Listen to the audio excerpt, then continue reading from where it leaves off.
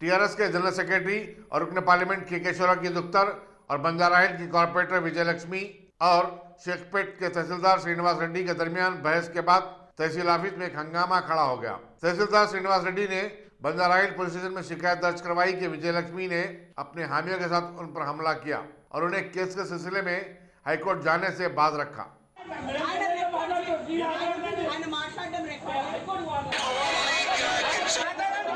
एक मिनट